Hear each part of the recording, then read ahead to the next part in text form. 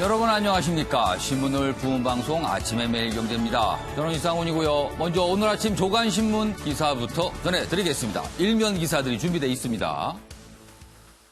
매일경제 일면토 부동산에 관한 얘기, 요즘에 들썩들썩한다는 소식은 많이 들렸는데 전체적으로 정리 좀 하고 있습니다. 투기판이 된 청약, 서울 아파트 평균 경쟁률을 보니까 99대 1입니다. 100대 1입니다. 청약을 한다고 하면 엄청나게 많은 사람과 돈이 몰리는 겁니다. 올해 청약 경쟁률 사상 최고고요. 수도권만 해도 40대 1 정도의 경쟁률을 기록하고 있다고 합니다. 그런데 이유가 있을 거 아닙니까? 일단 규제가 그동안 나왔었는데 청약 시장 자체가 왜곡돼 있다는 겁니다. 그래서 실수요자지만 자금력이 부족한 사람은 이곳에 접근할 수가 없고요. 현금을 많이 들고 있는 분들만 집중적으로 모이고 있다는 겁니다. 그래서 뭔가 시장이 왜곡돼 있다. 이렇게 기사는 전하고 있습니다. 다음은 한국일보 보겠습니다. 거대 여당의 독주, 거여의 독주 이렇게 제목이 시작합니다. 53년 만에 상임위원장 단독 선출 이렇게 되어 있습니다. 여야 합의 없이 이루어졌다는 겁니다. 그리고 사진은 어제 표결을 하는 모습, 그리고 야당 의원들은 본회의장 밖에서 이렇게 집회를 여는 모습까지 나타나 있습니다. 법사위원장의 윤호중 등 6개 자리 일사천리 표결로 여당 의원 선출했습니다. 여당은요, 그럼 왜 이런 모습인가? 성과면 내면 된다. 밀어붙이기 아니냐. 이렇게 지금 신문을 지적하고 있고요. 야당 짓밟고 가라. 협상 방기한 결과가 어제 모습이었다. 이렇게 평가하고 있습니다. 21대 국회 여당 반쪽 운영 예고하고 있고요. 주호영 통합당 원내대표는요, 어제 상황에 대해서 책임을 지겠다면서 사의를 표명했습니다. 이번엔 조선일보 보겠습니다. 기사가 이쪽에 자리 잡고 있는데요. 북한 도발 예고에도 문재인 대통령 협력 사업 찾자 이렇게 얘기를 했습니다. 어제가 6.15 20주년이죠. 청와대 회의 그리고 6.15 기념식 축사를 통해서 문재인 대통령이 여러 가지 이야기를 내놨습니다. 그걸 정리했습니다. 여기 보시면 문재인 대통령의 메시지, 북한도 대결 시대로 돌아가려 해서는 안 된다. 이 부분 소개하고 있고요. 여당의 끝없는 짝사랑이다. 어제 여권 내에서 우리가 약속을 안 지켜서 그렇다. 한미훈련 재검토된다. 이런 얘기가 나왔어요. 그리고 북한은 열흘 넘게 위협하고 있습니다. 남 볼수록 환멸이다. 서리빨치는 보복할 것이다. 그리고요, 오늘 새벽에는요, 총참모부 명의의 입장문이 나왔습니다. 비교적 구체적인 어떤 행동을 하겠다고 밝혔습니다. 자, 마지막으로 동아일보 보겠습니다. 9억 이하 주택 대출 규제 강화 이번 주 발표. 뭔가 지금 부동산 심상치 않다는 얘기 계속 있었죠. 뭔가 대책이 다시 나올 듯한 분위기입니다. 집값 들썩이자 추가 부동산 대책, 수도권 규제 지역도 확대할 듯하다는 겁니다. 이렇게 되면요, 22번째 대책이 나오게 되는 겁니다. 자, 지금까지 일면기사 짚어봤고요. 오늘도 네 분 패널 자리하셨습니다. 한 분씩 소개해드리겠습니다. 먼저 김상일 시사평론가 나오셨고요. 그 옆에 이종근 시사평론가 자리하셨습니다. 그리고 윤기찬 변호사도 나오셨고요. 양지열 변호사도 나오셨습니다. 안녕하세요. 안녕하세요.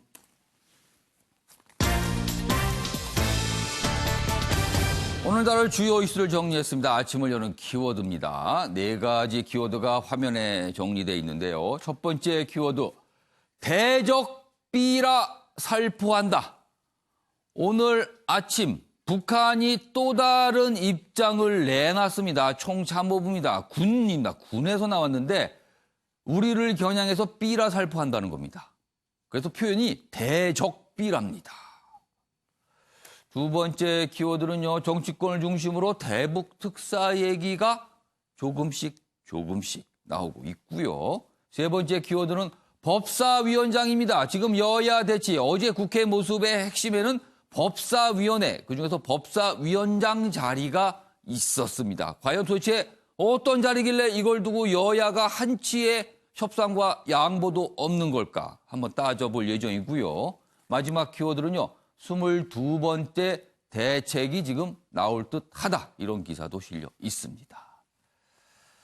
자, 그럼 아침에 매일경제 본격적으로 출발하겠습니다. 첫 번째 이슈는요. 북한 이슈 연일 나오고 있는데요. 간단하게만 좀 다뤄보겠습니다. 절박한 문재인 대통령, 남북 협력 더 기다릴 시간이 없다. 작은 일부터, 남과 북이 할 수 있는 일부터 하자고 제안을 했습니다. 6.15 선언 20주년 날 북한의 대화를 촉구했습니다. 좀 더 내용 자세히 보겠습니다. 4.27, 9.19 합의는 정권이 바뀌어도 지켜져야만 하는 남북 공동의 자산이다. 소통 강조하며 합의 이행 의지를 천명했습니다. 북미, 북한과 미국 사이의 여건, 때로는 좋아 보인 듯 하다가 또 때로는 굉장히 험악하게 가죠. 이런 여건 상관없이 남북 협력 추진해야 된다. 남과 북이 알아서 할 수 있는 일을 지금부터 구체적으로 하자. 이런 제안을 했습니다. 자, 그럼 여기서요. 문재인 대통령의 이야기 확인해 보겠습니다. 오랜 단절과 전쟁의 위기까지 어렵게 넘어선 지금의 남북관계를 또다시 멈춰서는 안 됩니다. 나는 한반도 정세를 획기적으로 전환하고자 했던 김정은 위원장의 결단과 노력을 잘 알고 있습니다. 남과 북이 함께 돌파구를 찾아 나설 때가 되었습니다. 더는 여건이 좋아지기만 기다릴 수 없는 시간까지 왔습니다. 아마 북에서는 전단 살포하는 분들에 대해서 군사적 행동 가능성이 있을 거예요. 개성 연락사무소라든가 금강산 폭발을 시켜서라도 완전히 형체를 없게끔 만들 가능성도 있겠죠. 1999년 6월 15일 날 제1차 서해 교전이 일어났죠. 김대중 대통령 자서전을 보면 참 재미있는 소위 교전 지침을 내립니다. 첫째, NLL은 정말 목숨을 걸고 사수를 하라. 그러나 선제 타격은 하지 말아라. 그러나 상대방이 선제 타격을 했을 때는 강력하게 응징을 하라. 그러나 응징이 확전되진 않도록 응징을 하라. 문재인 대통령도 그때의 교훈을 삼아서 김대중 대통령께서 하셨던 그런 어떤 명민하고도 결기 있는 이런 자세가 필요하지 않을까 생각이 됩니다. 자, 문재인 대통령과 여권 인사들 뭔가 인내하고 있는 것 같죠, 사실은요. 사실은 어떻게 보면은 북한이 너무 거치게 나오기 때문에 한마디 할 수 있는 상황 같기도 하지만 뭔가 참고 있는 것 같기도 하고 뭔가 잘해보자는 얘기를 계속 끊임없이 하고 있어요. 그러나 화면 보겠습니다. 오늘 아침에 새벽녘에 나온 내용입니다. 북한 인민군 총참모부 오늘 입장문을 냈습니다. 김여정 노동당 제1부부장이 북한 군에 대해서 지시를 했죠. 그 지시를 받아서 뭔가를 하려는 움직임 분명히 모이고 있습니다. 그 내용인데요. 최근 각 일각 북남 관계가 악화일로로 줄다름치고 있는 사태를 예리하게 주시하며 만단의 태세를 갖추고 있다. 우리하고 좀 쓰는 표현이 다르지만 전체로 의미는 좀 통합니다. 뭔지 알 수 있을 것 같아요. 다음입니다. 북남 합의에 따라 비무장화된 지대들의 군대가 다시 진출하여 전선을 요새화하며 비무장지대 요새화하겠다. 뭔가 하겠다는 거예요. 비무장지대에서. 다음입니다. 각계각층 우리 인민들의 대규모 대남 전단 살포에 적극적으로 협조한다. 우리를 향해서 뭔가 뿌리겠다는 거죠. 전단을 뿌리겠다는 거죠. 맞뿌린 것 같기도 합니다. 다음 보겠습니다.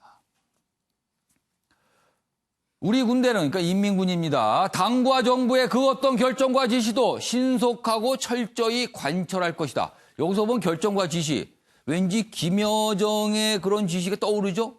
바로 이행한다. 이런 분위기가 느껴집니다. 자, 김성환 평론가. 북한 이런 분위기예요. 이게 새롭게 네. 나온 소식입니다. 바로 알려드렸습니다. 자, 어제 문재인 대통령이 뭔가 잘해보자 제안을 한 상황에서 바로 이렇게 받아친 듯한 느낌입니다. 네. 군사적으로 행동하겠다 했어요. 아직까지 구체적으로 무슨 미사일이라든가 이런 건 아니지만 비무장지대 다시 요새화한다. 그리고 대남, 이건 대적비라는 표현인데 대남 전단 살포한다. 이 두 가지 내용이 핵심인 것 같은데 네. 사실 남과 북이 미국의 설득 없이 무엇을 할 수 있을까? 이거 상당히 많은 문제제기가 있었어요, 그동안. 이거 어떻게 보세요? 예. 일단은 북미 관계에 상관없이 우리가 할 예. 수 있는 거는 뭐 있겠죠. 없진 않을 겁니다. 예. 근데 제가 볼 때는 북한이 별로 관심이 없을 겁니다. 아. 그 어떤 이익이 너무 작다라고 그러니까 우리가 생각을 단독으로 북한에게 뭔가 해줄 수 있는 그 수준이 북한은 만족할 수 없는 그렇죠. 수준이다. 예. 아. 그리고 북한은 지금 뭐 언론에서는 문 대통령이 절박하다 이렇게 표현을 예. 했지만요. 절박한 건 북한입니다. 아. 굉장히 절박한 상황이 점점 다가오고 있고요. 음. 그렇기 때문에 무엇이라도 해보려고 좀 판을 흔들어 보려고 예. 저렇게 하는 것이다 이렇게 보는 게 맞고요. 예. 그리고 김정은 위원장이 아직은 젊기 때문에 예. 자존심이 굉장히 강한 거예요. 그래서 본인이 좀 작게라도 일단 한 발 한 발 가자라고 하기에는 아직은 자존심이 너무 강하다 이런 생각이 듭니다. 그래서 예. 일단은 우리가 뭐 할 수 있는 것들을 최대한 찾아야겠지만 예. 정세현 전 장관이 말씀을 하신 것처럼 예. 지금은 북한이 좀 골을 내고 있는 상황이기 때문에 예. 인내심이 좀 필요하다라는 생각이 들고요. 예. 미국과의 관계가 굉장히 중요합니다. 근데 미국과의 관계는요.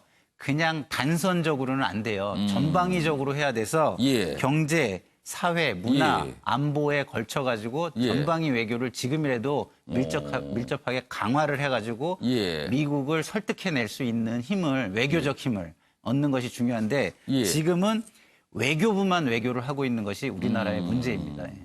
알겠습니다. 자, 이종구 평론가. 네. 자, 미국을 설득해야지만 북한과 뭔가 구체적으로 진척을 시킬 수 있다. 좀 이런 분위기인 거잖아요, 지금. 그렇죠. 자, 그런데 미국 설득이 만만치 않은 상황에서 뭔가를 하겠다라는 건 어떻게 보면 북한 입장에 일방적 구애라고 볼 수도 있어요. 이건 좀 어떻게 보세요? 네, 일단 대북 관계에 있어서는 가장 예. 중요한 것이 우리나라 국민들의 합의입니다. 그러니까 국민들의 어떤 뜻이 모아져야만 그것을 기반으로 해서 대북 사업도 벌이고 대북의 어떤 그 정책적인 부분을 완수할 수가 있어요. 근데 문제는 지금 문재인 정부의 가장 큰 딜레마가 이겁니다. 예. 그것을 하려면 미국도 설득해야 되고 해야 되지만 그 미국 설득에 앞서서 국민들의 마음을 하나로 모으기에는 지금의 북한의 거친 언사라든지 예. 행동이 그 자존심을 많이 건드렸어요. 즉 문정인 아까 이 특보가 그랬잖아요. 예. 선을 김대중 대통령은 선을 지켰다. 예. 그 선을 이야기하고 그 선을 넘어오면 그 선에 대해서 NLL에 대해서 예. 응징하라라고 예. 얘기를 했는데 지금 북한은 그 선을 넘고 있는 부분이 너무 많다. 이 진보 진영의 사람들조차도 예. 아니 이거는 이렇게까지 할 언사를 한다거나 예. 문재인 대통령이 얼마나 사실은 북한에 대해서 지금 평화적인 해법을 하기 위해서 온갖 것을 다 했습니다. 비판도 무릅쓰고 예. 그럼에도 불구하고 돌아오는 것은 거친 언사다. 여기에 대한 자존심이 무너지고 예. 있는 상황에서 예. 사실 국민들의 마음이 한대로 좀 모아지겠느냐. 그게 첫 번째 딜레마고요. 미국은 지금 사실 대선 중입니다. 예. 대선 그 과정 속에서 북한은 실질적인 도발을 한 적은 한 번도 없어요. 예. 근데 말로 이렇게 하고 있는 어떤 상황 예. 속에서 우리나라가 지금까지 몇 년 동안 계속 미국을 설득해 왔어요. 설득 안 한 거 아닙니다. 하지만 미국은 미국대로의 어떤 생각이 있고 예. 그 상황이 있어서 결론적으로 말씀드리면 지금 문재인 대통령도 선언적인 의미 에 불과하다. 여기서 더 나갈 수 있는 예. 상황은 사실 그렇게 많지 않다라고 보여지는 거죠. 북한이 거친 언사를 워낙 많이 하는데 최근에는 냉면 얘기하면서 옥류관 주방장까지 동원하면서 굉장히 폭언을 퍼붓거든요. 사실 그런 부분이 우리 여론의 감정선을 좀 건드린 면이 있어요. 굉장히 좋지 않습니다. 그런 부분은요. 자, 이런 상황에서 정치권, 여권 인사들 여러 가지 의견과 진단 이런 걸 좀 내놨어요. 그 기사 준비했습니다. 제재 완화해야 미국 책임론 쏟아낸 여권이다. 자, 김태년 더불어민주당 원내대표. 제재 금과 옥조 안 될 말이다. 개성공단, 금강산 관광 예외 인정을 해야 된다. 자, 근데 이 부분은 이제 미국과 뭔가 얘기가 돼야지만 또 풀 수 있는 부분이잖아요. 자, 송영길 의원, 북한 목 눌린 플로이드 상황이다. 이걸 미국 상황과 비유를 했어요. 정세현, 북한에 모욕당한 건 미국 때문이다. 그러니까 전체적으로 보면은 미국이 뭔가 안 해주니까 북한이 저러는 거다. 우리는 그동안 노력이 부족했다. 뭐 이렇게 그 분위기가 어제 좀 나왔습니다. 자, 관련된 영상도 준비했습니다. 확인해 보겠습니다. 미국과 그러니까 책상 치고 고함 지를 수 있는 용기가 없으면은 남북 관계는 한 발짝도 못 나갑니다, 솔직히. 뭐 그래도 그렇게 하고라도 한 발이라도 나가야 되지. 이게 무슨 꼴입니까 지금? 합의사항 이행하지 않았다고 해서 이런 꼴을 당하는데 뭐 보수 야당이나 언론에서는 무슨 김 여정이 한마디 하니까 찍소리도 못한다, 무슨 뭐 시키는 대로 한다 그러는데 이게 지금 그동안에 이렇게 우리 정부가 북한한테 이런 모욕을 수모를 당하게 만든 것이 사실은 미국이었단 말이야. 그러면 미국에 대해서 할 말을 해야지. 문재인 정부는 지난 3년간 김정은의 비위 맞추기에만 급급했습니다. 북한의 개혁 개방과 인권에는 침묵했습니다. 그 결과 돌아온 것이 지금의 수모입니다. 오늘 우리 당은 북한의 도발 중지 촉구 결의안을 당 의원 전원의 이름으로 국회에 제출할 예정입니다. 문재인 정권은 자신들만의 독단으로 대북 정책을 추진하지 말고 국민적 공감과 합의에서 헌법 정신에 맞는 대북 정책을 추진할 것을 다시 한번 촉구합니다. 똑같은 상황을 보고 있는데 참 판단과 인식이 다르죠. 지금 영상으로 확인해 봤습니다. 윤기찬 변호사, 여권의 지금 상황에 대한 판단, 인식 어떻게 보세요? 저는 여권이 그러니까 북한 전체를 보고 예. 어떤 정책적인 조언을 하는 것인지 예. 아니면 북한의 김정은 체제를 보고 하는 것인지 일단 그것부터 명확히 밝혀야 돼요. 예. 예를 들면 북한 전체 국민을 대상으로 하는 건 아니라고 보이는 게 어쨌든 핵에 대한 문제는 여태까지 남북미, 소련, 예. 러시아, 예. 중국 간의 핵심적 키워드였어요. 이 핵을 어떻게 할 것인지. 그래서 우리 국민도 핵을 없애는 방향으로 가는 것이 일단 예. 기본적인 목적이다. 평화를 위해서. 여기에 대해서는 크게 이론이 없는 것 같아요. 예. 무궁화꽃이 폈습니다라고 쓴 뭐 소설가의 소설내 말고 그렇다면 이 핵을 없애는 방법으로 이제 대북 제재가 나왔던 거죠. 유엔 공동 결의가 나왔던 부분이고 여기에 전부 동참했던 부분인데 그것을 풀어가는 과정이 이제 북미 정상회담 또는 뭐 남북 정상회담 이런 예. 거였단 말이죠. 근데 어느 순간 핵은 없어져 버렸어요. 그리고 대북 제재에 이걸 해제할 것인지만 남았고 북한의 협박에 어떻게 비율을 맞춰줄 것인가만 남았는데 즉 북한이 아까 모 의원이 얘기했듯이 숨을 쉴 수 없을 정도로 위기 상황으로 볼 수도 있단 말이에요. 경제난 때문에. 그럼 그 위기가 뭐냐? 예. 물론 국민의 어려움 때문에 정권 또 체제의 위기로 보일 수 있는 거예요. 그럼 이러한 조치들이 과연 누구를 위한 것인지에 대한 근본적인 성찰이 있어야 된다. 아까 주원내 대표가 얘기했듯이 북한 기본적인 인권 실상에 대해서는 얘기 없이 지금 불안한 체제를 갖고 있는 김정은 체제에 대해서 마치 이게 결과론적으로 의도는 그렇지 않겠지만 예. 도와주는 양상의 남북 경협이 될 수도 있는 거거든요. 예. 그러니까 이런 거에 대한 근본적인 성찰 없이 국회에서 여러 가지 정부는 모든 걸 알고 있을 거예요. 예. 조심스럽게 접근을 하겠지만 예. 국회는 사실 그런 전체적인 실상에 대한 근본적인 판단 이후에 어떤 정책적 조언을 하는 것이 맞다. 예. 이렇게 보여서 일단 지금 여당이 추진하고 있는 건 성급하다. 이렇게 생각합니다. 양지열 변호사는 여권 반응 어떻게 평가하십니까? 지금 안타까운 마음들이 표출이 되는 거죠. 사실 이제 대북 제재가 국제적으로 풀리지 않는 상황에서 우리 정부가 예. 독자적으로 할 수 있는 게 너무 없는 상황이거든요. 철도 하나를 건설하기 위해서도 북한에 가는 물자라는 이유 때문에 제한을 받는 그런 그렇게 되죠. 상황이기 때문에 우리끼리라도 뭔가를 할 수 있는 부분을 풀었으면 좋겠는데 그것마저 다 막아놓은 상황이고 기본적으로 지금 북한 정권에 대해서 바라는 것은 지금 북한 정권 입장에서는 예. 이 체제 보장이 된 상황에서 평화로 이양이 되는 그런 과정을 거쳐야 하는데 대북 제재를 계속해서 압박을 하면서 북한에서는 나름대로 이 핵 폐기와 관련된 움직임을 계획을 보여줬는데 아무것도 그 위에 안 들어오면 예. 손 들고 나와라는 식으로 비출 수밖에 없는 그런 구도가 북미 간에 잡히다 보니까 그 북미 간에 잡혀 있는 구도를 어떻게 풀어나갈까. 사실 지금으로서는 여권도 딱히 특별하게 할 수 게 없다라는 것도 어느 정도는 알고 있을 거예요. 지금 상황에서. 하지만 그 답답함이 좀 쏟아져 나온 게 아닌가 싶습니다. 어제 이런 반응들이 뭔가 현실적으로 할 수 있는 게 없다라는 답답함으로 좀 이해할 만하다 이런 평가시네요. 자, 관련 기사가 좀 더 있는데 짧게 이어가 보겠습니다. 자, 북한의 지금 상황, 뭐 어렵다, 굉장히 힘들다, 뭐 경제 난이다. 그런데 어떤 얘기인지가 어제 좀 살짝 나왔어요. 북한 경제는 지금 숨도 못 쉴 상황이다. 90년대 고난의 행군 때보다 어렵다. 이런 얘기가 나왔어요, 진단이. 경제 제재로 그리고 코로나까지 겹쳐서 국경이 봉쇄됐죠. 더 힘들어졌다는 거예요. 올해가 성장이 마이너스 6% 정도 전망되고 주민들의 동요가 꽤 있다라고 지금 나오고 있습니다. 이 성장률 자체가 어떤 의미인지는 잘 모르겠어요. 통계가 수치가 과연 정확히 확보되는 거지만 그래도 추정을 한 건데 이게 사실은 여기 보면 중간에 선 있죠. 이 위에 가 있어야 좋은 거거든요. 근데 대부분 밑에 내려가 있어요, 지금요. 그러니까 굉장히 안 좋다는 겁니다. 자, 이런 상황인데 다음 기사 하나 더 보겠습니다. 스톡홀름 국제평화연구소에서 분석을 한 거예요. 이것도 역시 추정입니다. 여러 가지 근거를 통해서. 근데 이렇습니다. 북한 핵탄두가 30개에서 40개 정도로 추정이 되는데 작년에만 10개 늘은 걸로 보인다는 거예요. 경제가 저지경인데 앞선 기사에서 저지경인 상황에서 핵탄두는 뭔가 늘리고 있다라고 추정이 되는 겁니다. 지금요. 자, 두 가지의 모순된 상황. 이 모순된 상황을 바라보는 시각 역시 갈리는 이유가 이 지점에 있는 것 같습니다. 핵탄두는 늘은 것 같다. 경제는 엉망인 것 같다. 자, 이런 상황에서 정치권 중심으로 대북 특사 얘기가 조금씩 여야에서 나오고 있거든요. 자, 이종근 평론가. 네네. 요 부분이요. 대북 특사 지금 보내야 될까?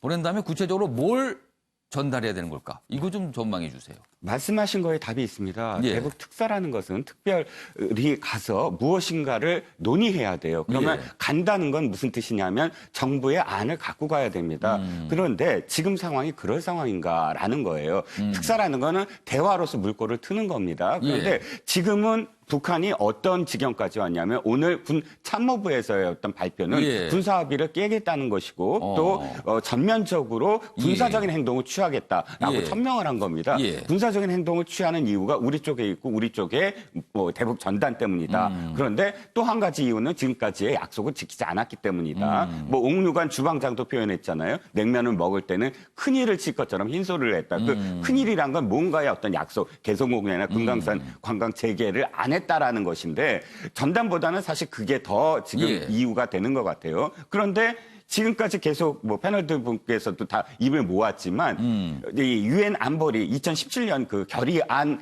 이후에 사실은 진전된 사항이 없어요. 그 이 전 세계가 지금 예. 대북을 제재를 하겠다라는 예. 입장에서 우리가 지금 특사가 간다고 하더라도 무엇인가 안을 내놓을 것이 없는데 저쪽에서는 군사적인 행동을 취하겠다고 하는 속에서 무슨 효과를 있겠는가. 지금 가신다고 하시는 분들은 딱 이 생각이 떠올라요. 정동영 의원이나 박지원 전 의원이 아직까지도 대북 특사 당시에 그 경험을 바탕으로 해서 자랑거리 삼아서 자신의 정치적인 예. 어떤 위상을 높여가고 있거든요. 예. 자신의 정치적인 행보를 위해서 하는 말 아닌가. 그렇게밖에는 생각이 안 듭니다. 김성일 평론가 네. 보시기에는 대북 특사 만약에 보낼 경우에 어떤 실효성 부분은 어떻게 좀 판단하세요? 대북 특사를 보내려면요. 예. 3가지 정도 조건이 있어요. 예. 첫 번째는 남북의 역사를 좀 훤히 알고 있어야 되고요. 아. 디테일을.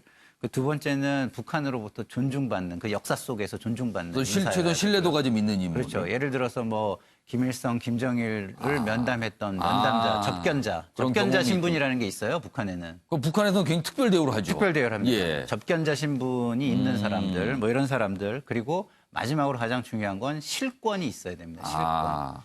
그러니까 북한은 실권이 없는 사람을 만나고 싶어 하지 않아요. 예. 그러니까 그래서 지금 남한과는 대화를 할 필요가 없다라고 얘기를 하는 거예요, 북한이. 그러니까 남한에는 특사를 할 만한 사람이 없어요, 대통령 빼고는. 그렇기 때문에 특사를 보낸다면 지금은 미국과 논의를 해서 미국 쪽에서 특사를 가는 게 오히려 훨씬 더 차라리 지금 현실적인. 미국으로 가는 특사를 그렇죠. 보낼 훨씬 때다. 현실적인 얘기고 그 남한 특사는 굉장히 뭐 예. 실리적인 그 이해가 없다 이런 말씀을 좀 드리고요. 예. 그렇지만 우리가 지금 북한이 이렇게 어려워지는 상황에서 우리에게 인내심이 필요하다. 아까 예. 제가 북한이 좀 자존심이 있다 이런 말씀을 드렸잖아요. 예. 그거 굳이 자극할 필요가 없어요. 연말 정도 되면 북한 상황은 우리가 정말 도와주지 않으면 안 될 정도로 어려워질 겁니다. 그러면 우리나라 입장에서 북한의 체제의 급변적인 상황을 우리가 원하느냐? 예. 절대 원하지 않죠. 예. 그러면 우리 경제가 굉장히 망가집니다. 지금도 어려운데. 그게 한반도의 지정학적인 리스크예요. 예. 그렇기 때문에 우리가 조금 더 인내를 가지고 북한을 조금 어떻게 도울 수 있는 최선의 예. 방법을 대비하면서 기다리는 것이 지금은 최고다. 저는 이렇게 봅니다. 참 어렵습니다. 북한 문제 단순히 우리하고 북한 간을 할 수 있는 문제도 아니고요. 주변국들의 어떤 이해관계였기 때문에 항상 어렵게 되는 듯 하다가도 이렇게 엉망으로 가는 경우가 있거든요. 자, 정부의 고민도 아마 거기 그 지점에 놓여 있을 것 같습니다. 자, 이번에는요, 2명의 인물을 준비했습니다. 사진으로 소개가 돼 있는데요. 각각의 인물 뒤에는 사연과 이야기가 담겨 있습니다. 2명이 오늘 다 정치권 인물인데요. 먼저 첫 번째 인물, 안철수 국민의당 대표입니다. 어떤 이야기가 있는지 보겠습니다. 안철수 대표인데 특사 얘기가 실려 있어요. 어제 이런 얘기를 했습니다. 안철수, 평양 특사 파견해야 요청 땐 나도 갈 용의가 있다. 본인이 손을 들었어요. 가겠다고. 이게 정치적으로 이게 어떤 의미가 있을까요? 그리고 관련된 내용 하나 또 있습니다. 안철수 대표와 관련된 내용. 여기 보시면 어제 이제 서울시에서 뭐 오후 6시부터 유흥주점 등의 집합금지 해제, 그러니까 영업을 자유롭게 할 수 있게 되는 거예요. 뭔가를 좀 풀어준 거죠. 그러자 안철수 대표 제정신인가? 서울시 즉시 철회하길. 서울시 하면은 박원순 시장 아닙니까? 대권 잠룡. 여기도 대권 잠룡. 한 대권 잠룡이 다른 대권 잠룡이 뭘 했는데 들이받은 거예요. 그것도 제정신인가 하면서. 굉장히 안철수 대표가 평소에 이런 표현을 잘 안 쓰는 걸로 정치권을 알고 있는데 어제 굉장히 강한 입장을 좀 나타냈습니다. 자, 그럼 여기서요. 관련 영상부터 확인해 보겠습니다. 현재 북한의 태도로 볼 때 쉬운 일은 아니겠지만 외교 라인과 대북 라인을 총동원해서 우리 측 평양 특사 파견을 추진해야 합니다. 필요하다면 야당에도 협조를 구하십시오. 국가 안보와 남북 문제는 여야 한 정파의 문제가 아니라 대한민국 모두의 문제이고 모두가 당사자입니다. 저도 정부가 필요하다고 판단해서 요청한다면 특사단 일원으로 갈 용의가 있습니다. 자, 어제 안철수 대표 정치적으로 굉장히 민감한 사안일 수 있어요. 북한 문제와 관련해서 특사 얘기를 하면서 본인도 요청이 있을 땐 갈 수 있다 얘기를 한 거예요. 뭔가 적극적인 의견을 냈어요. 그리고 서울시에서 내놓은 조치에 대해서 제정신인가 들이받았습니다. 왜 그렇게 하냐고. 뭔가 내용을 떠나서 정치적인 어떤 태도나 이런 걸 보면 굉장히 강한 모습을 지금 보여준 거예요. 어떤 주장도 강하게 내놓고요. 자, 과연 지금 안철수 대표는 무슨 생각을 하고 있는 걸까? 추정해 보겠습니다. 먼저 이종근 평론가. 네. 무슨 생각하고 있을까요? 지금 안철수 대표의 그 뇌구조를 제가 좀 그려보고 싶었는데 시간이 없어서 이렇게 했습니다. 전체에 이렇게 보면 무조건 지지율 2%를 극복하겠다. 왜 지지율이 2%, 1% 내외로 계속 나오고 있습니다. 그런데 문제는 지금 안철수 대표의 한계는 너무 명확해요. 자신의 지지율만이 아니라 당도 존재감이 없고 또 당 의원들이 무엇인가를 할 수 있는 구조도 안 됩니다. 그런 정의당 수준도 안 되고요. 6명인데 이쪽은 2명에 불과하지 않습니까? 이런 상황 속에서 어쨌든 자신의 인지도를 높여서 계속적인 어떤 자신의 가치를 높여야만 된다. 이제 곧 정계 개편이 이루어질 것이고 대선을 앞두고 그런 텐트론이 다시 부각이 될 때 자신의 지분을 어떻게 할 것인가를 지금 말하지 않으면 안 된다. 즉 특사론도 사실은 거기에 대한 어떤 그야말로 실제로 가능하냐에 대한 어떤 회의가 있고 또 지금 뭐 박원순 시장에 대한 논의도 그렇고 앞으로도 더 많은 부분에서 전방위로 목소리를 높일 것이다. 왜? 지지율을 높이기 위해서. 그러니까 한마디로 뭔가요? 나 정치적으로 살아있다. 이 목소리를 내고 있는 건가요, 그러면은? 네, 그렇습니다. 그런 해석이시군요. 김상일 평론가께서 아까 특사 얘기 한 3가지 조건을 말씀하셨는데 가만히 보니까 안철수 대표는 그 조건에는 안 맞는 것 같아요. 3가지 조건에는. 하나도, 예. 자, 안철수 대표 지금 무슨 생각하고 있을까요? 잊혀지는 게 무서워. 저는 이겁니다. 예. 지금 너무 막 던지시는 것 같아요. 우리가 카드를 게임을 할 때도요. 몇 개의 카드가 뒤집어져 있어야지 우리가 블러핑을 할 수가 있는데 안철수 대표의 카드는 다 엎어져 있거든요. 까져 있는데 이미 내용 다 봤다 이거죠? 다 그 알려져 있는데 예. 그걸 가지고 블러핑을 지금 하시겠다. 이런 게임을 하시겠다고 지금 하는 것 같아서 상당히 안타깝습니다. 잊혀지는 게 무섭다는 생각을 해서 지금 이런 모습이 나타난 거라 해석을 해 주셨어요. 예, 근데 너무 막 던지시는데요. 관련 기사 하나 더 준비돼 있는데요. 보겠습니다. 통합당과의 관계에 관한 얘기예요. 김종인, 안철수 혹시 손잡는 건가입니다. 이 얘기는 계속 있었어요. 그런데 두 인물이 공통적으로 뭐 만나는 거야 뭐 언제든 만날 수 있는 거 아닌가. 정치인이 만나는 게 뭐 대수라고 이런 반응을 보였어요. 여기 좀 더 설명이 돼 있는데 여기 내용 좀 보겠습니다. 안철수 대표 어제 김종인 통합당 비상대책위원장과 혹시 뭐 만날 가능성이 있습니까? 물어봅니다. 기자들이. 그러자 정치인들끼리 필요에 따라서 만나는 것이야 항상 가능한 일이죠. 그리고요. 김 위원장도 역시 같은 질문을 받았어요. 그러자 대화야 필요하면 할 수 있다. 이게 무슨 어떻게 보면 원론적인 말, 어떻게 보면 뭐 하나만한 말이라도 있을 수 있어. 그런데 정말 아니라고 그러면 과연 이렇게 얘기했을까? 이렇게 할 수도 있어. 만약에 정말 아니라면은요, 이렇게 얘기할 수 있죠. 뭐 꼭 만나야 됩니까? 아니면 지금 만날 필요가 있을까요? 이 정도면 이거 아니라는 게 분명한데 그게 아니라 뭐 굉장히 크게 얘기했어요. 정치인들끼리 만나는 거는 뭐 당연한 거 아닙니까? 다 반응이 이래요. 그래서 이게 과연 무엇일까? 요것도 해석이 좀 필요해 보여요. 그래서 윤기찬 변호사. 바로 질문 드릴게요. 아주 단도직입적인 질문. 안철수 대표, 결국엔 통합당으로 간다, 안 간다. 어떻게 보세요? 저는 통합당대로 들어오지는 않고요. 예. 나중에 뭐 후보 단일화, 아니 대선 대선 나오시면 때. 후보 단일화 정도를 추진할 것 같고. 당으로 들어가지 않고 밖에서 후보가 돼서 단일화 협상을 할 거다. 뭐 안철수 대표 입장에서는 전 대표 입장에서 그렇게 생각을 하겠죠. 당면 과제는 사실은 이제 법사위원 그 선택 문제가 하나 있었어요. 사실은 그 법사위원 중에 비교섭 단체가 한 명이 있거든요. CEO가 한 명이 있는데 그것을 최강욱 의원이 들어갈 것이냐 아니면 권은희 의원이 들어갈 것이냐 관련해서 뭐 약간의 연대 가능성과 관련된 논의가 있긴 있었는데 그것이 얼마 전에 국회의장께서 그냥 강제로 저 보임을 하는 바람에 실제로는 그 가능성은 사라졌고요. 따라서 당면 현안은 없어요. 다만 이제 정책적 노선을 같이 갈 것인가에 대해서는 상의를 크게 하지 않아도 현재 각 층에서 나오는 말만 봐도 같은 노선이거든요. 그래서 특별히 지금은 만날 필요가 없고 그동안의 두 분의 역사를 보더라도 2011년도에 두 분이 처음 만났단 말이죠. 멘토와 멘티가 돼가지고 안철수 대표가 공교롭게도 가는 쪽으로 김종인 위원장이 갔어요. 2015년도에 그 민주당인가요? 통합당인가요? 민주통합당인가?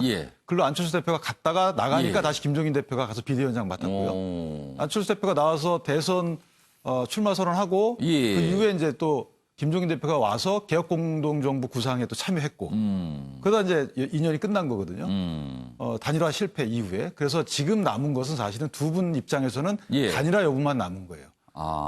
다만 두 분 지간에 워낙 서로를 잘 알아서 두 분이 서로 어떻게 평가하는지는 잘 모르겠어요.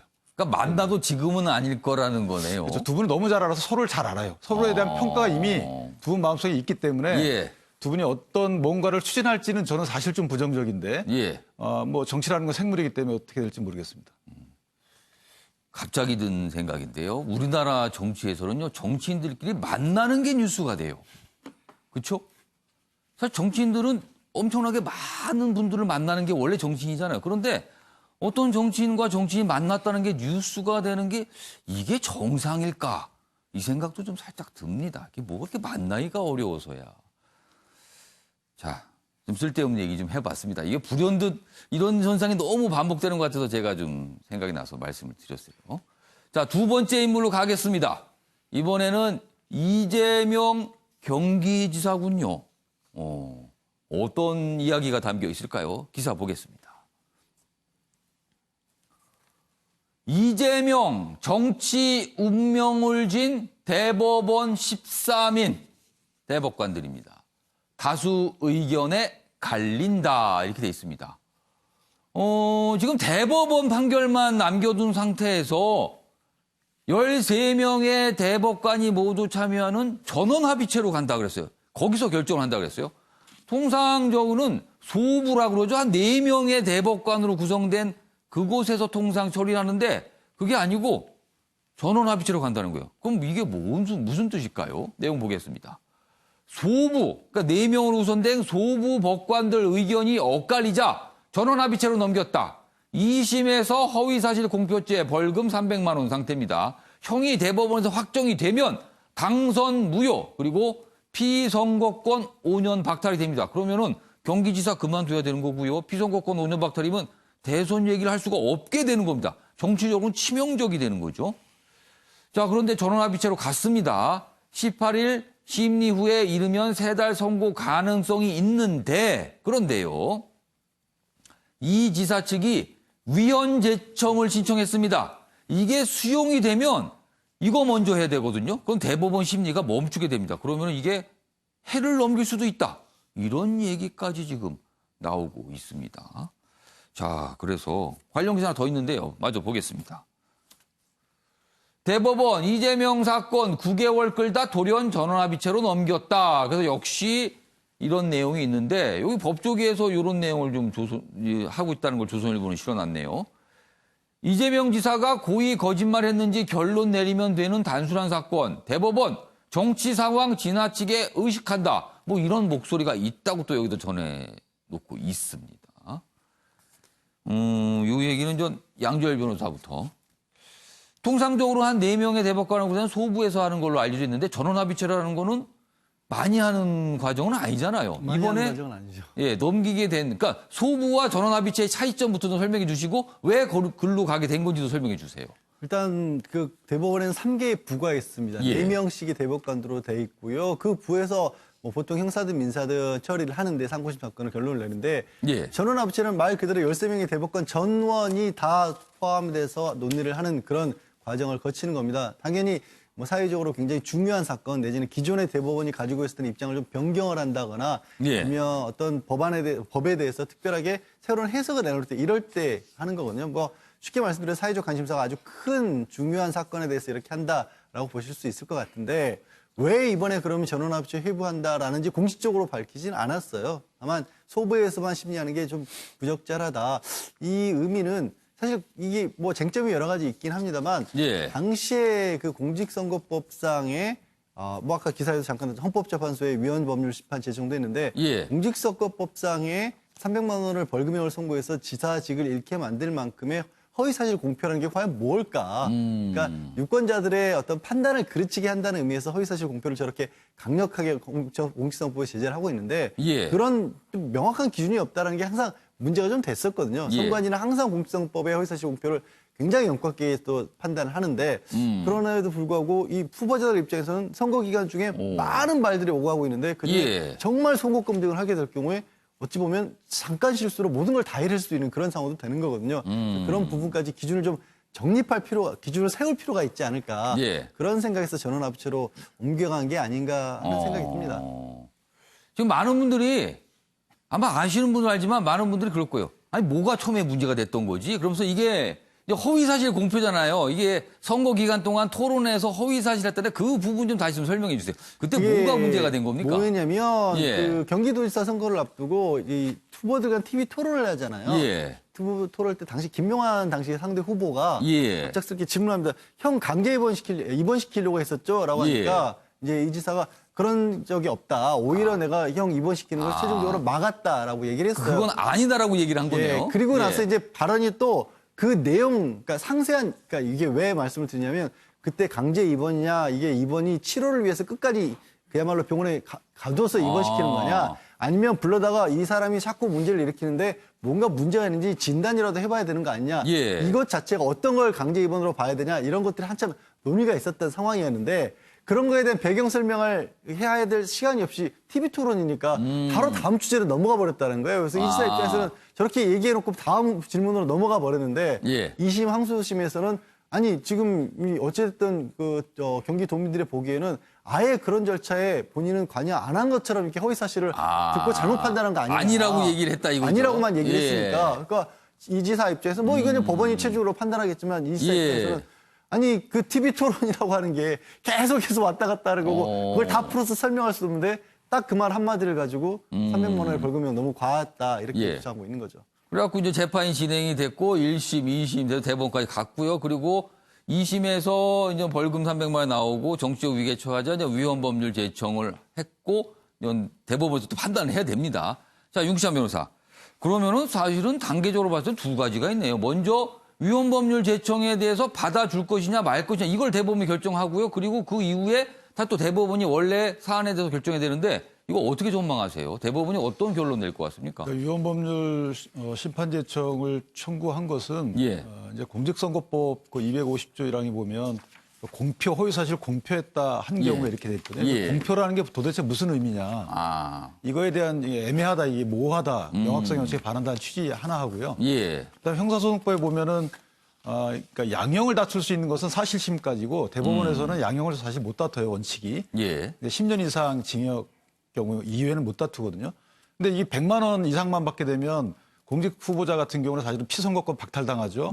때에 따라서는 또 보전받은 금액을 다 또 반환해야 돼요. 예. 상당히 큰 타격이 있단 말이죠. 예. 그러니까 그런 경우도 상당히 큰데 예. 100만 원 이런 부분도 양형 사유로 다퉈야 된다. 대법원에서 상구 사유로 넣어야 된다. 예. 이런 취지의 두 가지를 했거든요. 예. 근데 이제 후자는 사실은 크게 의미가 없는 것 같고 전자의 경우도 여태까지 쭉 많이 회자되어 온 부분이라 아마 대법원 입장에서는 헌법재판소에 제청하기는 쉽지 않다. 그러니까 판단만 남은 것 같은데 예. 이제 공개 변론을 할지 여부 하나 문제하고 예. 두 번째는 이제 다수결로 판단하거든요. 예. 소부에서는 전원 합의로 판단을 하고 그래서 제 생각은 상당히 어려운 판단이 될 거다. 왜냐하면 예. 간단해 보이지만 사실 예. 변호사님 말씀 주셨지만 이것이 이재명 지사가 적극적으로 사실관계를 왜곡한 것이냐 여부에 대한 가치 판단도 사실 들어있거든요. 예. 사실관계 확정이라기보다는 그것이 그 유권자로 하여금 착각하게끔 만들 의도로 사실관계를 왜곡할 정도의 적극적인 의사 표현이었냐 이 부분에 대한 가치 판단이 들어있어서 예. 대법관들이 상당히 고민을 많이 할 것 같아요. 근데 가장 궁금한 거는 도대체 그럼 대법원에서 최종 결정이 언제 나오는 거예요? 왜냐하면 이 부분이 내년에 재보궐선거 대상이 되느냐 아니면 안 되냐 정치적으로 상당히 의미가 있는 거거든요. 언제쯤 나올 것 같아요? 근데 사실은 소부에서 예. 6월 초에 한번 합의기를 가졌던 걸로 저는 알고 있어요. 그러니까 이미 이제 어느 정도 사건에 대한 파악이나 고민은 다 끝났고 예. 합의를 시도했는데 그것이 아마 성립이 안 된 걸로 이렇게 알려져 있거든요. 뭔가 의견이 많이 갈렸다라는 건가요? 그렇다면 그 의견 갈린 것만 해소하는 절차가 대법원 전원 합의다. 예. 그러면 선고 길은 아마 오래 걸리지 않을 것으로 전 전망을 합니다. 그래서 지금 전 윤기찬 변호사는 그런 경우라면 오래 안 걸릴 거다. 그런데 만약에 이 위헌제청 이게 수용이 되면 이게 또 먼저 이걸 해결해야 되니까 오래 걸릴 수도 있다. 뭐 전망들이 여기 지금 섞여 있습니다. 참 이 기사 종종 나옵니다. 왜냐하면 빨리 안 끝나고 있기 때문에 그렇습니다. 이번에는 어제 국회에서 있었던 상황 좀 다뤄보겠습니다. 일면 기사에 소개가 됐고요. 구체적으로 쟁점을 좀 들여다보겠습니다. 다음입니다. 어제 더불어민주당 단독으로 상임위원장 본회의 표결을 했죠. 그리고 통합당은 본회의장 밖에서 항의를 했고요. 불참했죠. 그래서 결정이 돼서 6개 상임위원장 자리가 위원장 자리에 결정이 됐는데 그중에서 핵심은 법사위원장이었습니다. 그동안 여야가 이 법사위원장 자리를 누가 가져가야 되는가 이걸 놓고 싸웠어요. 그래서 원구성 20대 국회 구성 합의가 안 되고 있었는데 어제 민주당이 강행을 한 겁니다. 단독으로. 자, 보겠습니다. 법사위원장 이것은 곧 제2당의 몫이었다. 이게 그동안 관행인데 이 관행이 16년 만에 깨졌다. 왜냐하면 여당이 가져갔거든요. 어제. 그리고 법안에 대한 체계 자구 심사권 악용 우려, 개혁 입법 발목 잡기 원천 차단. 그러니까 민주당이 어제 이렇게 강행한 이유가 두 줄로 설명이 된 거예요. 이거를 야당이 가져가면은 이거 악용할 수 있다. 체계 자구 심사권. 그러니까 법안이 다른 상임위에 있는 법안도 이 법사위로 오게 되거든요. 그러면 그 문구 하나를 다 심사하면서 이게 법끼리 충돌된다, 위헌 가능성이 있다면서 법사위에서 고쳐요. 막강한 권한이죠, 이거는. 이거를 악용할 우려가 있다. 그리고 개혁 그렇게 되면 법안이 통과가 잘 안 된다. 이걸 여당이 우려했다. 이렇게 설명이 돼 있습니다. 다음 기사 하나 더 보겠습니다. 여당이 법사위장 자리 고집한 속내를 설명을 좀 하고 있어요. 두 가지가 돼 있는데 일단 앞에 있는 내용하고 마찬가지입니다. 만약에 야당이 법사위원장 자리를 갖게 되면 뭔가 이렇게 잡고 있다, 발목 잡기 한다. 그래서 법안 처리 속공을 내기 위한 의도가 있다. 그리고 두 번째는 권력 누수 방어다. 이런 측면도 있다는 거예요. 그러자 야당, 여기 김종인 비대위원장입니다. 뭘 그리 잘못했기에 검찰 법원을 장악하려 했나. 이 법사위가 검찰 법원을 관할하잖아요. 그리고 어떻게 보면은 공천 여름에 출범하게 되는 공수처와도 관련된 상임이라고 할 수도 있어요, 지금 여기가. 그래서 권력 누수 방어 목적도 있는 거 아니냐 이렇게 돼 있습니다. 이 내용에 대해서는요, 윤기찬 변호사하고 양지열 변호사 두 분이 좀 써주세요. 이 여당의 왜 이렇게 여당이 사실은 어떻게 보면 이걸 고수라고도 할 수도 있고요, 집착이라도 할 수 있습니다. 법사위원장 자리에 대한 집착 또는 고수. 여당은 왜 그런 걸까? 그 속내를 좀 써주시고요. 관련 기사가 하나 있는데 마저 더 보겠습니다. 다음입니다. 여제동 카드 없어 주호영 곧바로 사의. 그렇습니다. 어제 주호영 미래통합당 원내대표 협상을 계속했지만 안 됐잖아요. 그런데 어제 여당이 강행을 했습니다. 그러자 사의를 표명했거든요. 그러자 통합당 원내 지도부 공백 상태가 됐다 이렇게 돼 있습니다. 자, 그럼 관련 영상부터 확인해 보겠습니다.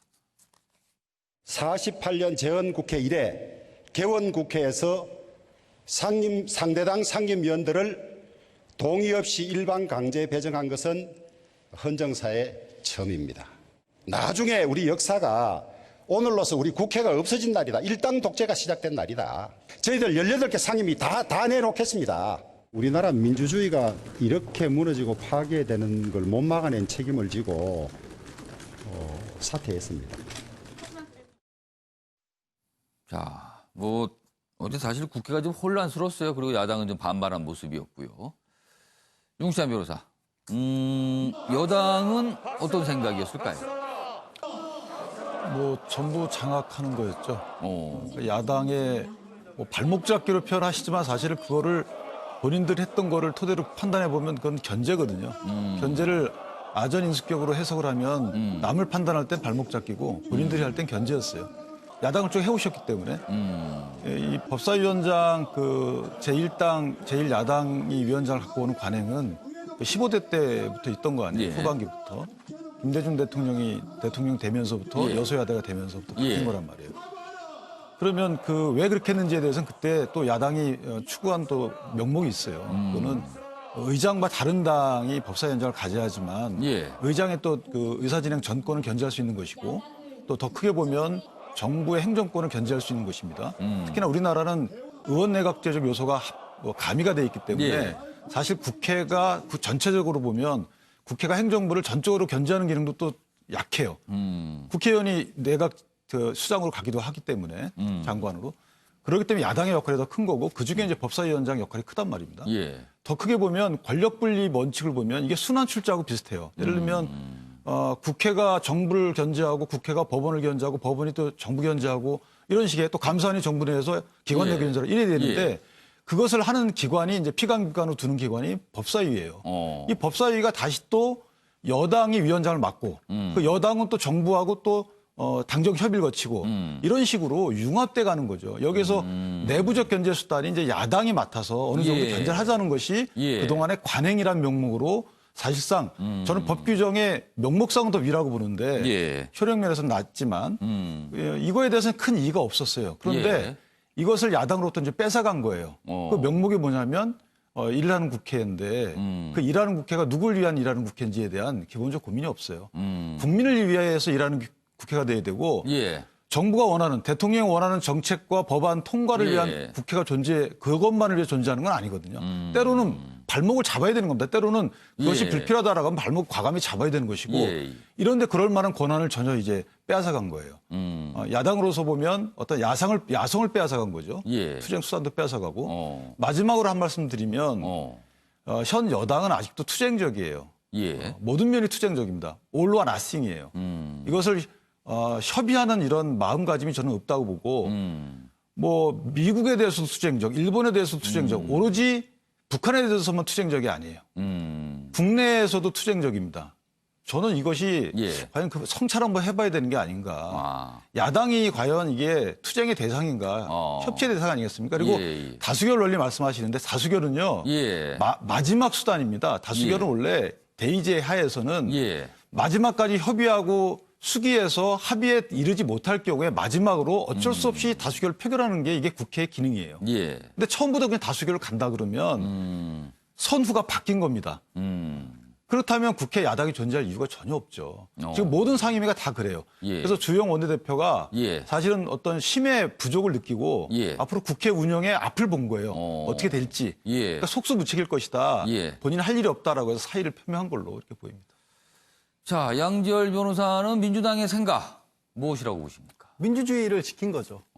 지금 얘기하신 부분에 이제 예. 윤대정 변호사님 말씀하신 것처럼 예. 야당의 생각과 여당의 생각은 다른 부분이 분명히 있어요. 예. 근데 발목을 잡았다라는 얘기부터 시작을 해서 여러 가지 것들을 좀 반론을 할 수는 있지만 그게 큰 의미가 있을까 싶습니다. 제가 말씀드리고자 하는 것은 예. 다른 생각을 가진 양쪽이 있고 예. 결국에는 민주주의라는 건 결과도 민주주의여야 되지만 과정도 민주주의여야 되는데 그 절차에 있어서 아무런 절차를 거치지 않고 일방적으로 결정을 한 것이냐? 아니죠. 지금 법정 기한까지 어겨가면서 예. 각 원내대표가 정했던 부분들 국회의장이 직접적으로 3일의 여유를 더 줘가면서 그렇죠. 기한은 넘겼습니다. 합의를 할 대로 할 수 예. 없고 또 거기에 그러니까 상임위 정확하게는 상임위 16개하고 예결특위까지 해서 17개 중에서 배분을 하는 방안까지도 예. 제시를 했었고 그런데 모든 것을 다 거부하고 법사위가 아니면 의회에 보내면서도 퇴장해버렸다. 그러니까 민주주의는 결국 최후의 수단이 다수결이라고 하셨는데 예. 그 다수결로 모든 걸 결정하는 게 아니라 그 과정에서의 대화 타협인데 법사위 아니면 모든 것을 받아들이지 않겠다라고 아예 나와버리면 그럼 얘기를 안 하자는 거잖아요. 그리고 21대 국회에서 일하는 예. 국회라는 얘기를 할 때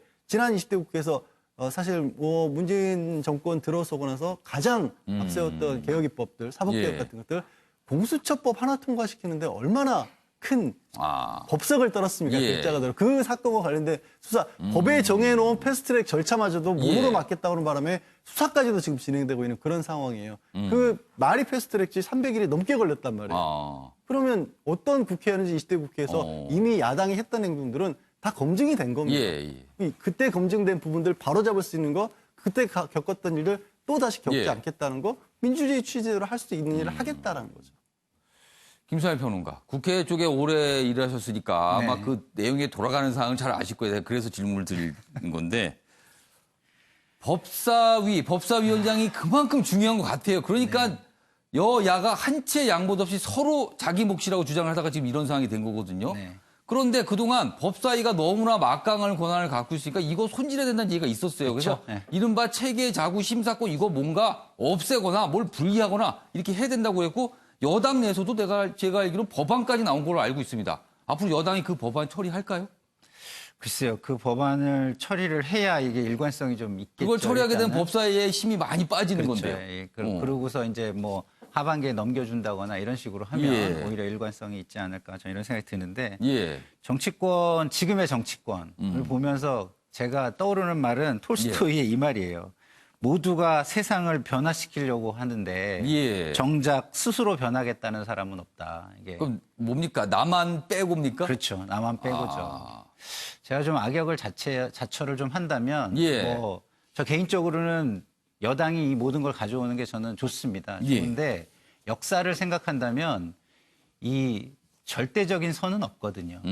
그래서 이게 지금 순간의 선택이라면 우리가 다수결에 의해서 이걸 가져오는 게 전 좋다고 보는데 예. 이거는 순간의 선택이 아니라 구조를 만드는 거거든요. 제도를 만드는 겁니다. 근데 제도가 일방적으로 견제와 균형이 없어진다는 것, 이것은 국민에게는 저는 중장기적으로 볼 때 별로 좋다고 생각이 들지 않고요. 그런 차원에서 볼 때 여당도 지금 당장에는 뭐 야당의 교훈을 주기 위해 이렇게 그 상황이 전개돼 왔다 하더라도 큰 역사의 교훈을 보고 이 민주주의라는 게 견제와 균형 이것이 없는 상황에서 오로지 선한 사람을 믿고 갈 수 있을까요? 저는 그거는 불가능하다고 보거든요. 그런 차원에서 한 번 더 여당도 이거 지금 이 상황을 어떻게 다시 한번 좀 그 변화를 시켜볼까 이런 생각을 좀 해보셨으면 좋겠다는 생각이 드네요. 이종근 평론가는 이 상황 어떻게 해요? 법사위 이걸 가지고 한참을 싸운 거예요. 네네.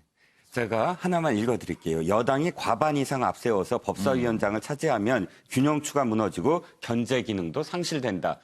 누가 얘기한 걸까요? 지금의 야당이 얘기한 걸까요? 아닙니다. 민주당 원내대표가 한 얘기입니다. 민주당 원내대표가 이 얘기를 언제 했을까요? 18대 국회에서 했어요. 당시에 홍준표 한나라당 원내대표가 똑같은 상황입니다. 그때 당시에 153석을 얻었는데 예. 친박연대까지 합치면 180석에 가까워요. 예. 당시 야당이었던 민주당은 84석에 불과해요. 지금이랑 거의 비슷하죠. 그런데 홍준표 원내대표 이렇게 시도를 합니다. 법사위원장은 그냥 여당이 갖고 갈 테니까 문체위원장 줄게, 뭐 줄게 하면서 협상을 시도합니다. 그때 지금의 민주당이 한 얘기가 이거예요. 예. 이 법사위원장을 여당이 가져가면 민주주의는 망한다. 견제가 있어야 된다. 균형추 무너뜨리려고 그러냐 하면서 결과적으로는 어떻게 됐죠? 88일을 원구성도 안 하고 뭐 딴 얘기, 쇠고기 협상도 물론 얘기를 이유가 됐지만 88일을 안 들어왔어요. 그런데 지금 민주당은 입장을 바꿔서 아니다. 뭐 지금 176석의 의석대로 하겠다. 뭐 다수결로 하겠다. 이렇게 얘기를 합니다. 즉 지금 평론가님 말씀하셨듯이 한 말씀만 덧붙이면 이 제도요. 만약에 지금의 민주당이 언젠가 80몇 석으로 다시 소수 야당으로 되잖아요. 또 바꾸려고 할 겁니다. 당연히 바꾸려고 해서 법사위원장은 견제 때문에 우리가 갖고 갈 거야 라고 할 겁니다. 이거는 사실은 무의 장막. 그러니까 누가 됐든지 간에 진영이랑 상관없이 제도를 위한 제도를 만들어야 된다는 것가 아니라 우리 진영만 최고고 우리 진영이 했을 때 해야 돼. 라는 뜻이에요. 입장을 이렇게 바꿀 거예요. 저는. 그래서 이번에 이 독식 사건은 민주주의가 아니다. 이건 자신의 진영에 유리하게 언제나 입장을 바꿔온 민주당의 행태를 보여준 거다라고 생각합니다. 근데 그거를 민주당의 행태라고만 이렇게 얘기하면 또 좀 곤란하죠. 말씀하세요. 미래통합당도 굉장히 책임이 있는 거예요. 왜냐하면 법사위에 이런 그 퇴행적인 구조, 퇴행적인 행태가 있었는데 그걸 무시하고 견제만을 위한다라고 주장하니까 여당 입장에서는 그걸 받기가 또 어려웠던 거거든요. 그렇기 때문에 좀 더 디테일한 논의를 하는 노력을 좀 보여줬어야 되지 않나. 저는 그것도 좀 생각을 합니다. 다 들으셨죠? 뭐 여러 가지 의견이 나왔습니다. 시청자 여러분께서 판단해 보시기 바랍니다. 이번에는 댓글을 소개해드리겠습니다. 아침에 매일경제는 유튜브로도 생중계되고 있고요. 많은 분들이 오늘도 댓글을 올리셨는데 북한, 남북관계에 대해서 집중적으로 댓글이 올라왔습니다. 첫 번째 댓글은 이렇게 돼 있습니다. 북한 문제는 일단은 최대한 북한과 평화적으로 해결하도록 여건을 조성하되 도발 시 강하게 응징하는 게 맞는 것 같네요. 이런 의견 주셨고요. 또 다른 의견은 이렇습니다. 개성공단 독단적인 결정으로 폐쇄한 게 아직까지 영향을 미치는 듯 개성공단 폐쇄로 10년 이상 역사를 거꾸로 돌려버린 듯 이렇게 의견이 올라왔고요. 또 다른 의견은 남북관계에 줘야 되는 행동은 양쪽 모두 안 해야 된다고 봅니다. 지금 북한은 경제고립 상태인 것 같네요 라고 진단해 주셨고요.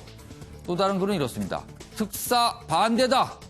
우눈에는 안 와서 달래야지만 미사일 가지고 협박하는 아이는 없다.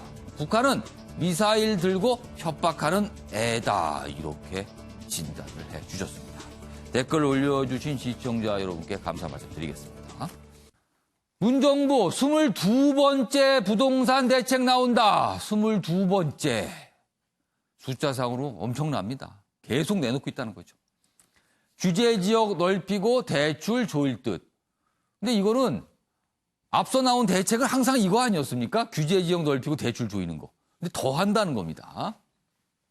이르면 17일 장관회의 후에 발표 예정이다. 수도권 일부 투기 과열지구로 군포 안산 등 조정 대상지 가능성이 있다. 최근에 군포 안산 뭐 많이 올랐다 이런 보도가 많이 됐어요. 주택담보대출 금지 기준 9억으로 갭 투자 방지 대책 등도 강구. 갭 투자가 시들해졌다는데 요새 다시 또 나오는 분위기도 있어요. 다음 기사 하나 더 보겠습니다. 경기도 전역 조정 대상 지역 지정될 듯. 조정 대상 지역이 되면요, 이거 대출받기 어려워지는 거예요. 사실상 돈을 빌려서 뭘 부동산을 사는 거 이게 막히게 되는 겁니다. 정부 22번째, 내일 22번째 대책 발표다 이렇게 실려 있습니다. 그런데요, 22번째입니다. 이렇게 많이 나온 건데 부동산이 안 잡힌다는 거잖아요. 그러면은 뭔가 좀 생각을 해봐야 될 때가 아닌가 싶어요. 다음 기사 보겠습니다. 자, 그동안 그렇게 많은 대책이 나왔는데 이런 모습입니다. 고가 아파트, 그러니까 상위 20%, 가격 기준 상위 20%에 속하는 고가 아파트가 1억 오를 때 저가 아파트 하위 20%입니다. 247만 원 내렸다. 이건 뭡니까? 양극화라는 거 아니에요. 비싼 아파트는 계속 비싸지고요. 싼 아파트는 더 내려간다는 겁니다, 지금. 이게 반대로 돼야 되는 거 아닐까요, 원래? 투기 규제에 오히려 저가가 된 소리를 맞는다. 서울 5분위 평균 2억 오른 18억. 양극화 속 갭 투자도 여전히 인기. 서울 평균 청약률 100대 1에 육박하는 광풍이 불고 있다. 이 규제에 오히려 더 시장이 이상한 모습으로 가고 있다. 지금 이렇게 진단을 하고 있는 겁니다. 이 얘기 좀 해보겠습니다. 요거는 김상일 평론가하고 이종근 평론가 두 분이 말씀을 좀 해주셔야 될 것 같아요. 먼저 이종근 평론가. 네네.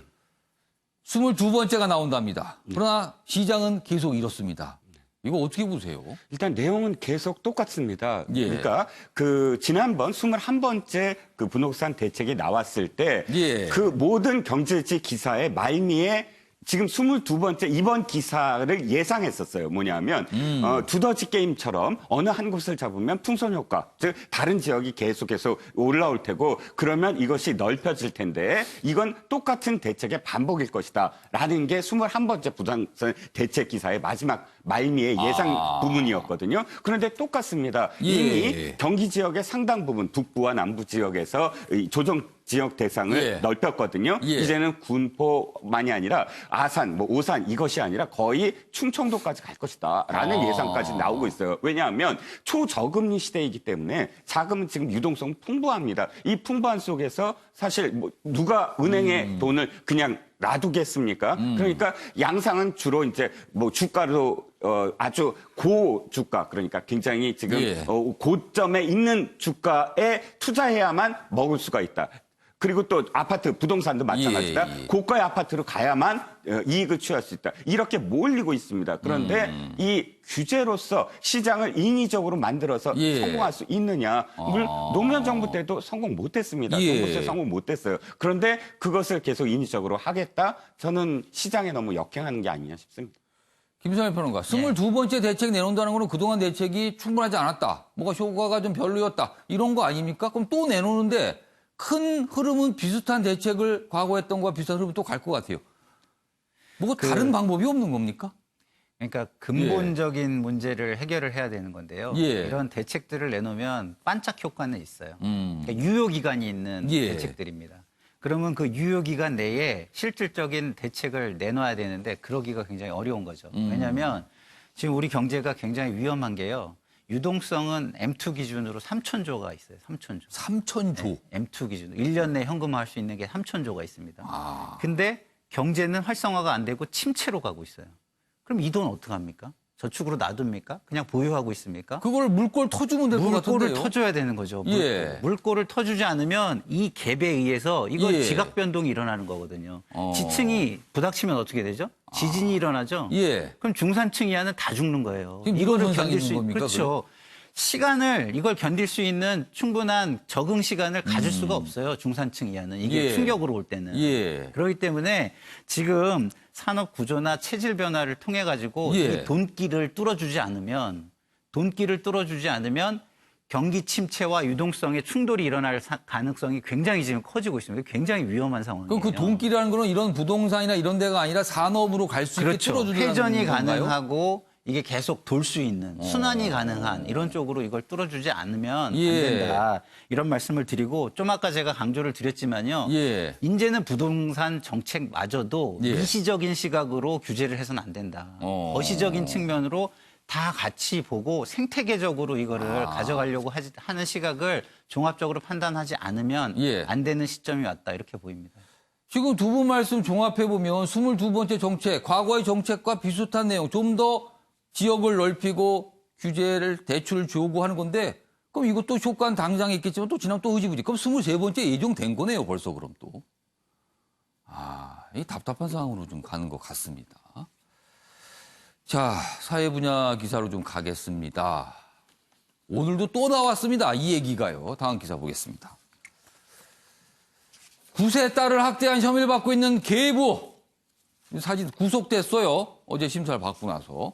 끝까지 훈육 강변하며 딸 사랑한다. 이 무슨 소리입니까? 사랑한다.